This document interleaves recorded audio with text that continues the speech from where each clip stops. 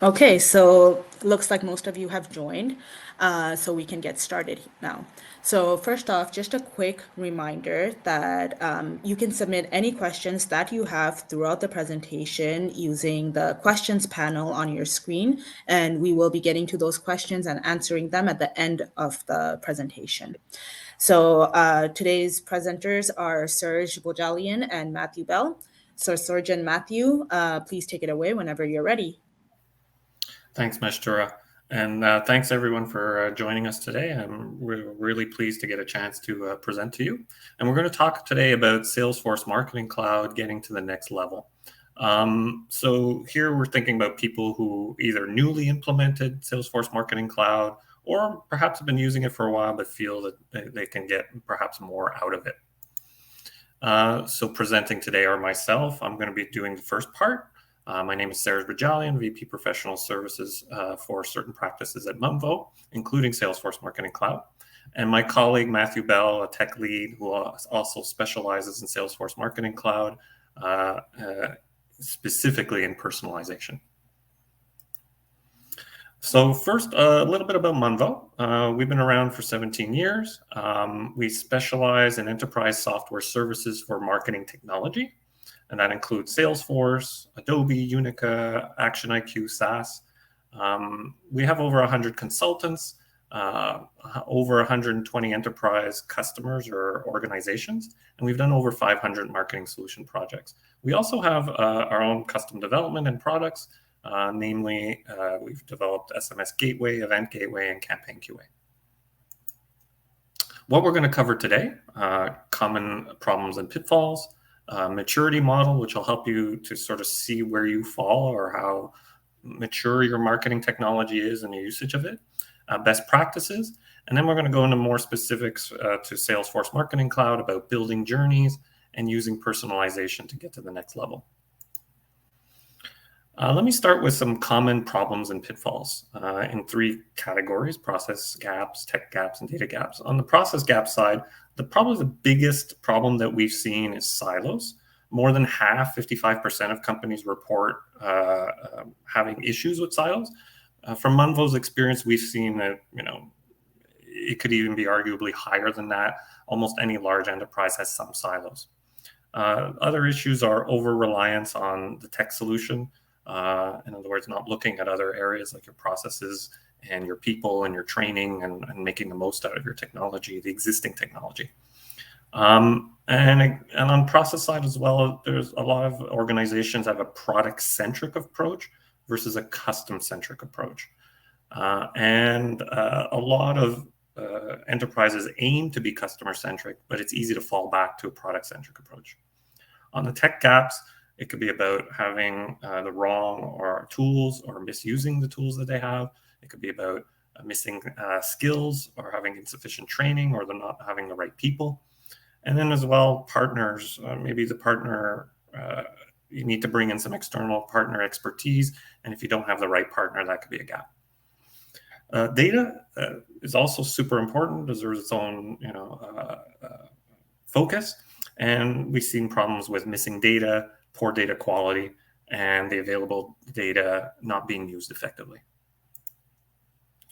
So let's talk about the maturity model. We find this, or this is a maturity model, and we find this approach very useful to sort of, for an organization to sort of understand where they fall and where they need to focus and what they might need to work more on. Here we have three columns: basic, mature, advanced.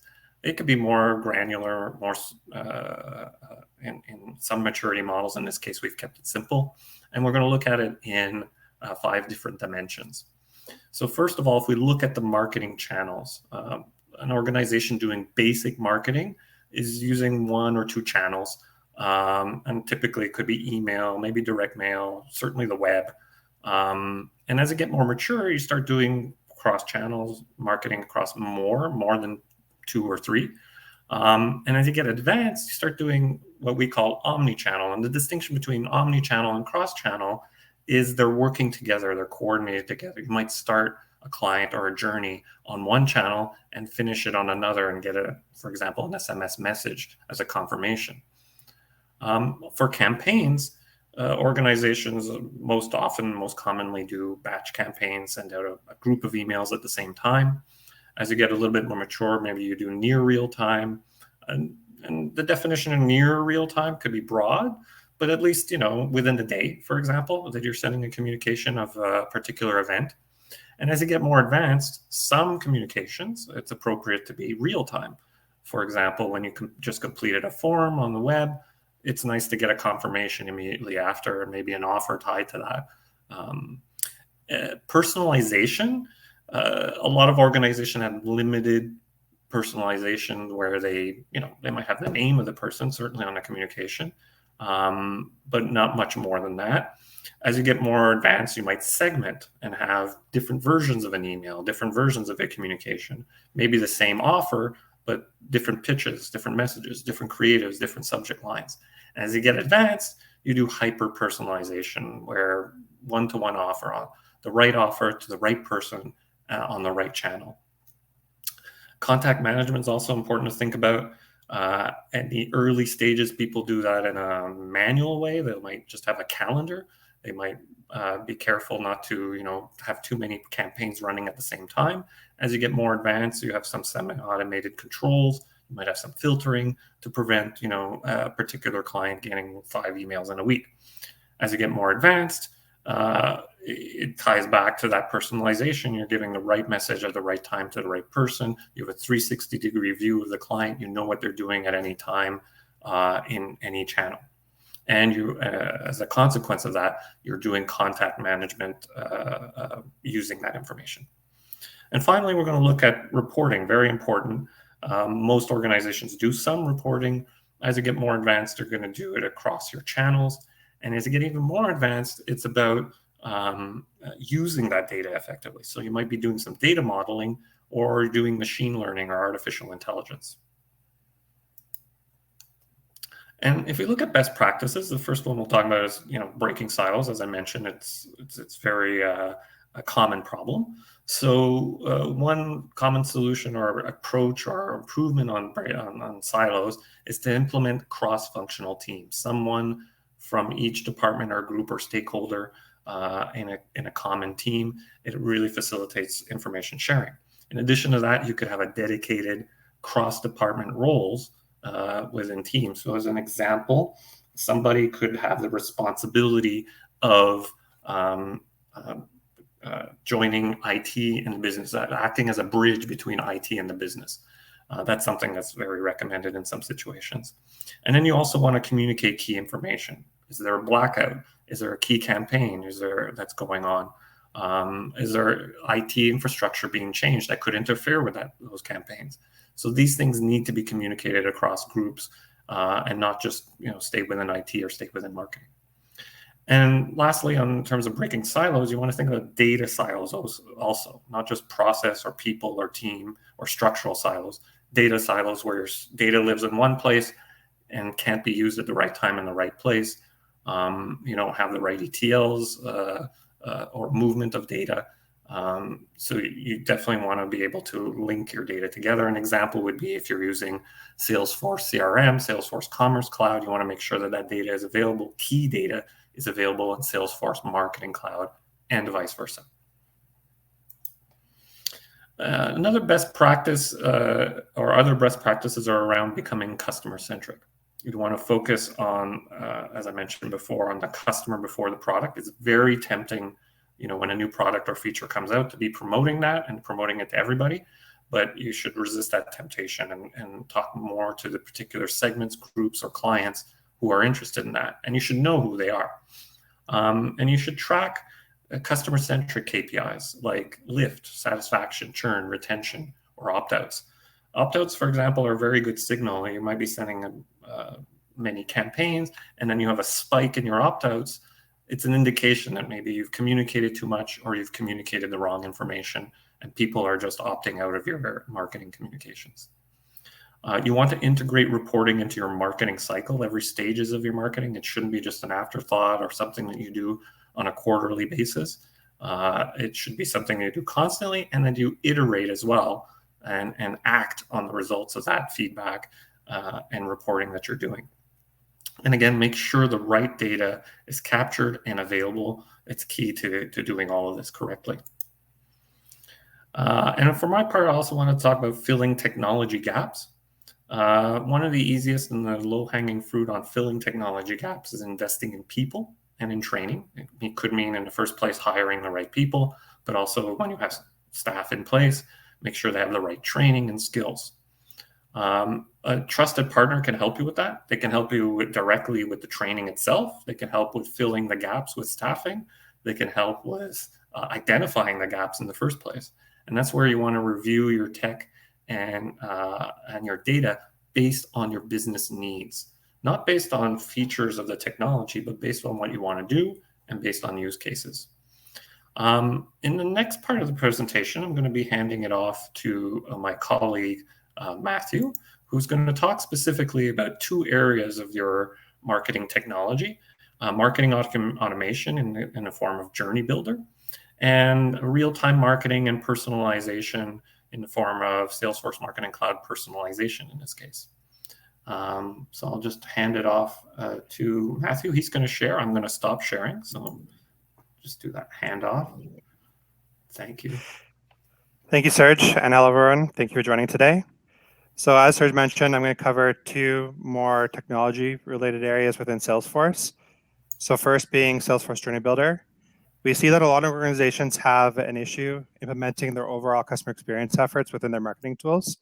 So in terms of journeys, this is often where they have many separate campaigns all trying to consider each other, cross-target, and then they're often making best case scenarios or making simplifications because it's really complex having these campaigns target each other or optimize for certain experiences. So for example, if someone, we're trying to do a welcome campaign where we have multiple touch points. So here we want you to download the app, here we want to do something else. But if someone's already downloaded that app, we may want to skip that communication touch point, actually move them to the next step in the journey. What Journey Builder or Salesforce Journey Builder does, it combines all these different touch points into a single UI. It's much easier to visualize this. It's much easier to test within this. And as well as you can implement more advanced use cases around API event-driven journeys. So something like an abandoned shopping cart or abandoned browse or a journal download. Journey Builder allows you to really implement those in a much more kind of mature model. The other tool I'm going to talk about today is Salesforce personalization. This is more of an engine to collect data, events in real time on your inbound channels. Often we see this implemented on the website due to a simplified deployment process where we deploy just a web SDK onto the website and we're able to pull in the logic. But there's also SDKs for other channels such as mobile. We can also implement custom things like point of sale. But overall, Salesforce personalization allows you to collect that data, use Einstein to start to attribute you to certain categories, and then we can recommend content or data or products to you. So as you're traversing the website, we may recommend the next best content. So you've looked at these three articles. We've kind of got a picture you're in the mortgage shopping. We might put you onto a mortgage calculator. Or, for example, we might see that you're filtering off products. You're looking at a bunch of mobile devices. We might recommend you the next mobile device that was within the certain categories that you happen to be looking at. Overall, I think Serge already mentioned this, but at Munvo, we try to focus on the business need, the maturity model, see where you're at and where you want to go. This is often in the format of looking at use cases you want to implement and then deciding what technology or processes need to be implemented in order to support that. So for example, if I had a customer who was trying to increase their customer spend, utilizing a realistic target for each customer, a personalized target for each customer, what I would want to do is overall understand the journey of that campaign, but I would choose a few different technologies that would help support this. First being Automation Studio, in order to do some of that batch computations, identifying which customers are low in their segment, as well as identifying what the hurdle will be. So whether, for customer A, I'm trying to increase dining spend versus customer B, I'm trying to increase bill pay. And then for each customer, I'm trying to determine what their realistic hurdle would be, whether it's $25 over their last month, whether it's $50 over the last month. And then I would pair this with Journey Builder so that I can have that easy visualization and optimization of that journey. So for step one, I'm going to follow up with that initial email saying, hey, customer, here's your offer. I want you to spend X amount of dollars in retail or whatever category I'm trying to optimize for. And then I'd have that journey partway through the month. I would check to see whether that customer has actually completed their offer. Maybe I'm trying to follow up with, a hurdle, you're only $5 away. So I'm going to follow up when you're close to that and say, hey, customer, you're almost there. I believe you can complete this offer. Here's a reminder, just go out and make that one more purchase. Or I can optimize that and say, okay, hey, he never even opened that first email. So maybe I'm going to follow up 3 days later to that and say, hey, don't miss out on this, unique offer for you.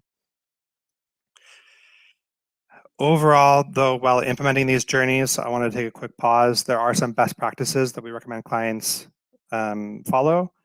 So I've already alluded to that a little bit with pre-filtering. You want to do some of that batch segmentation, so computing those, who's going to be part of that list, what their hurdle is, some of those more batch data. I don't want to do that in real time and consume resources.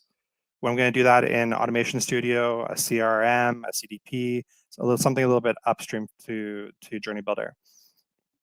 What I'm also going to do is create one list for each journey, and this will prevent each list having competing actions going to run against it, right? So if multiple different journeys are using the same list, they might be trying to access that resource at the same time. I want to prevent the system from competing there. Now, in contrary to my first point about doing pre-segmentation upfront, I definitely do want to use segmentation within the journey. What I want to do is do decision splits and engagement splits. So as a customer, engages with my journey, so whether they open an email, I do want to target based off that. I might want to do a follow-up with customers who didn't open, or I might want to do a decision split based off of real-time data. So I might want to compute how close they are to completing their journey, and then maybe do a follow-up based off that. The difference here is that batch filtering, I want to do upstream, and then that decision, that real-time filtering that makes that journey engaging and relevant to that customer, I want to keep within that Journey Builder exercise. Now, lastly, every email delivery or every touch point within Journey Builder has a wait that happens afterwards, which generally makes sense. I'm not going to contact a customer twice within a small time frame. It makes sense that I want to have like an hour or a day wait between touch point A and touch point B, but the touch point at the very end of the workflow, I do want to reduce that time to 1 minute or less. And what I'm going to do there is reduce the system load. So after that final touch point, I'm saying, okay, the journey is done. I'm releasing the customer from that and allowing them to move on to something else. Okay, so now getting those best practices out of the way, I wanted to identify a really good use case we see that leans into that marketing maturity model.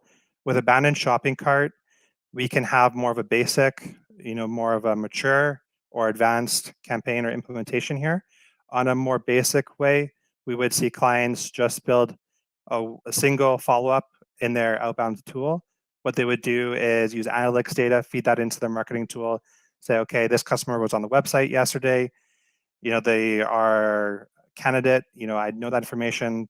They added some stuff to their cart, but they didn't complete. They're very likely to utilize or to convert on that. That's more of that basic idea. But in terms of leveraging what a company already has, if they have SFMC, they likely already have Journey Builder. So what I would want to do is implement that journey more into a journey standpoint, more of a mature model, where I'm actually having it be multiple different touch points. So I would have that initial abandoned shopping cart message, but maybe 3 days later, I can either see that they didn't open that, or maybe I did see they opened that, which tells me that they aren't interested in that shopping cart any longer. Maybe they already purchased those products, or maybe they decided that that purchase wasn't relevant to them any longer. And what I want to do is retarget with a related product on site, or maybe I want to follow up on a different channel, so take more of a low impact communication to them.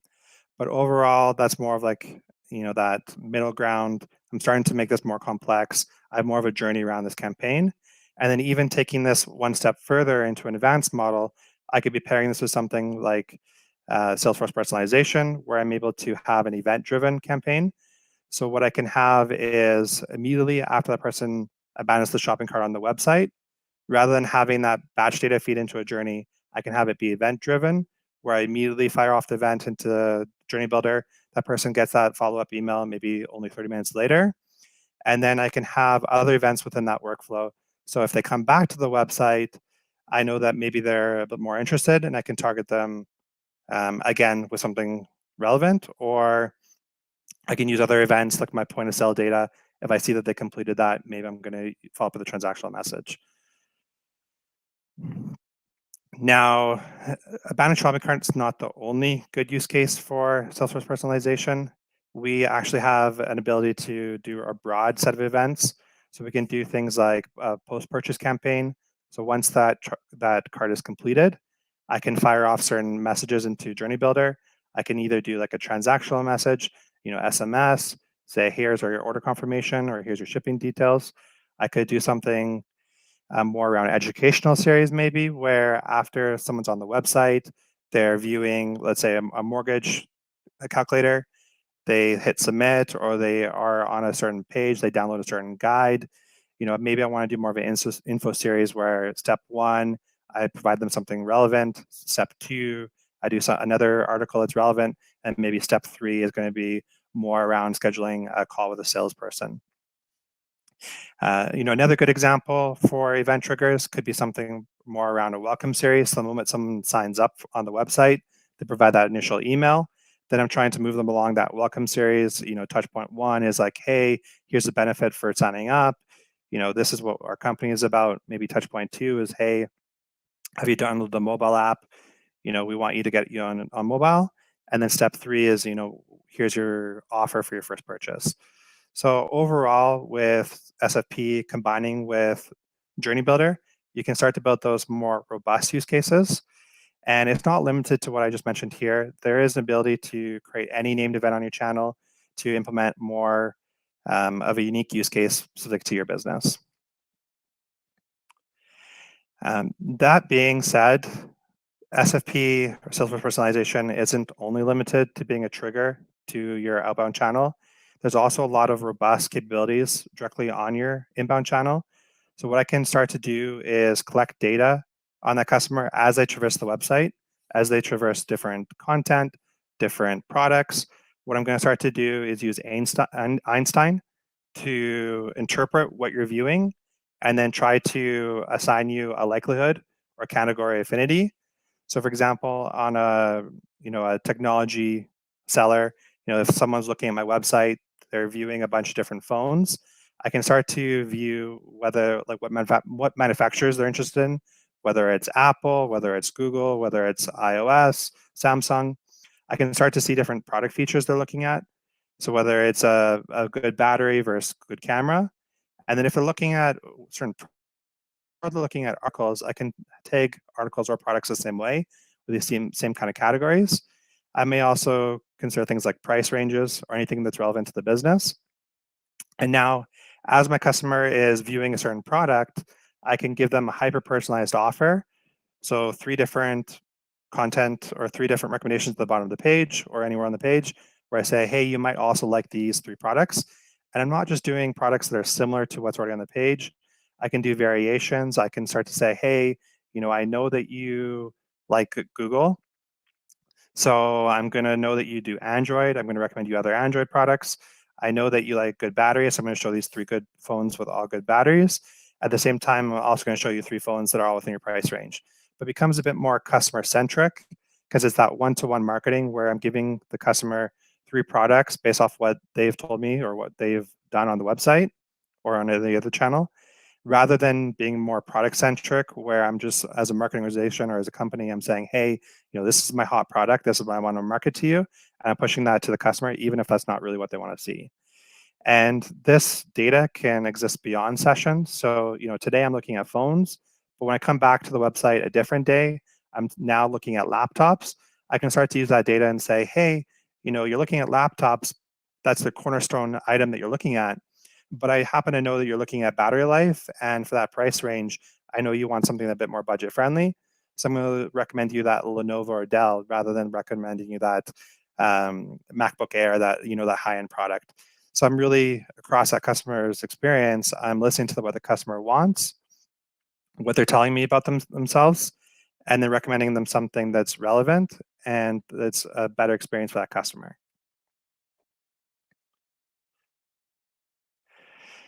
So overall, today, I know we covered a lot of stuff, but in terms of summarizing this for you, every new MarTech implementation often has some kind of gap, whether it's the process, the tech, the data.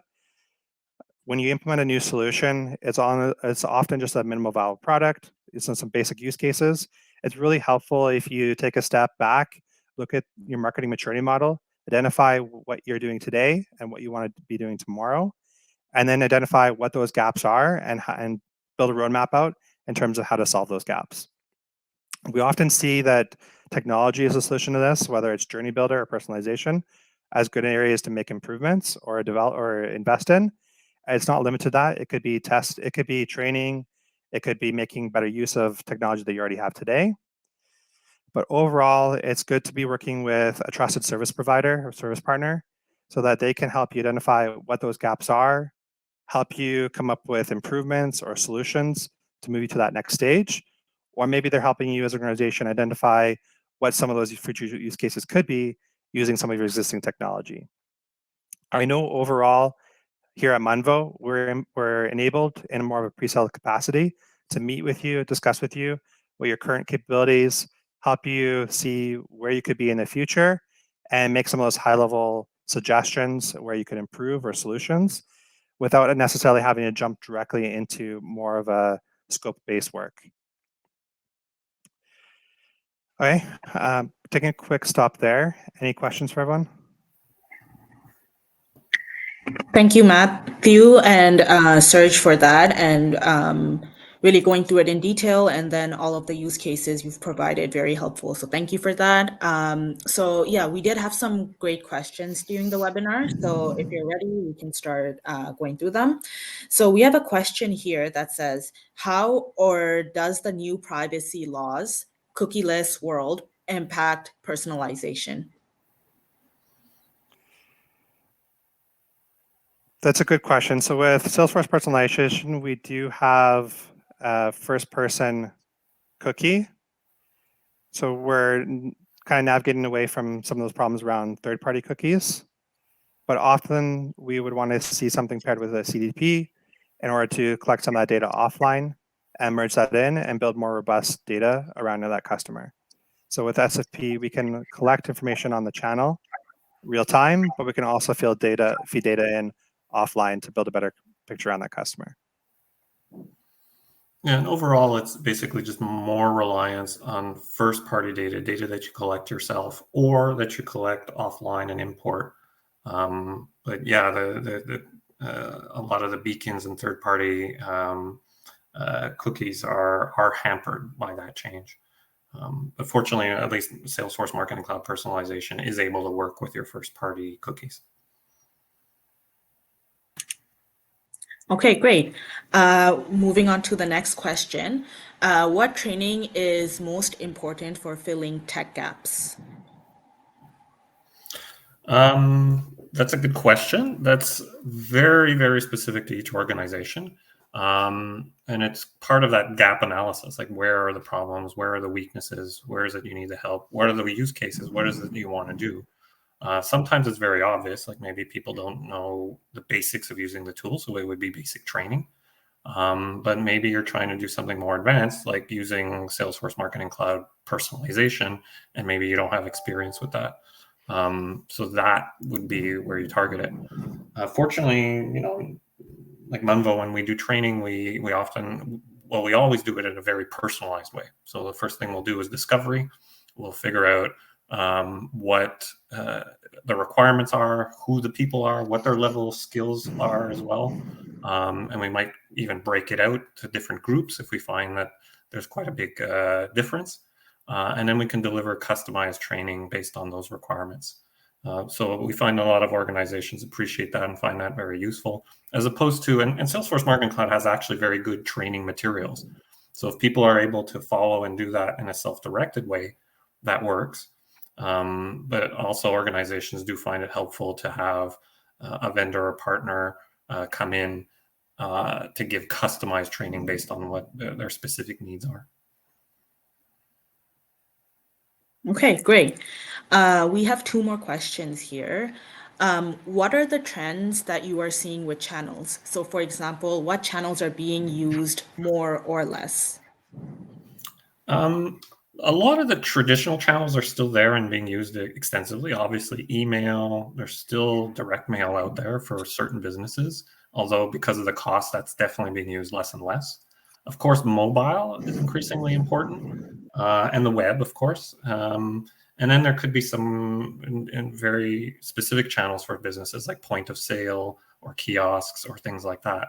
And most businesses are starting to think, of course, about ad tech and paid advertising on the web and social media as well.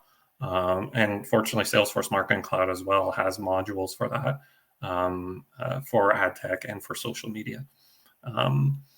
So it's evolving over time, but we do still see that a lot of the predominant channel is for most enterprises is email and web, and increasingly mobile.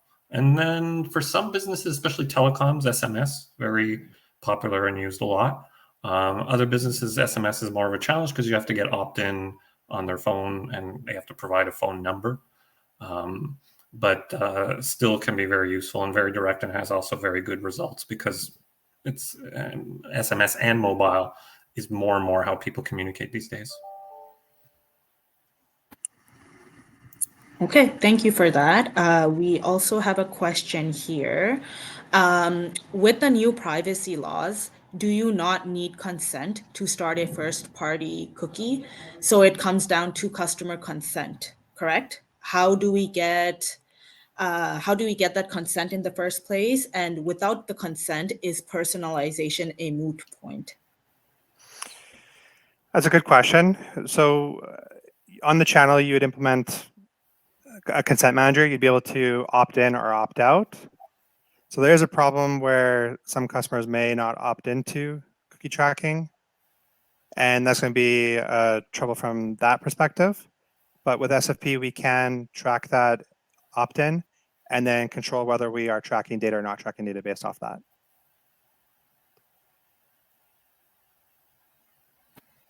Okay, thank you.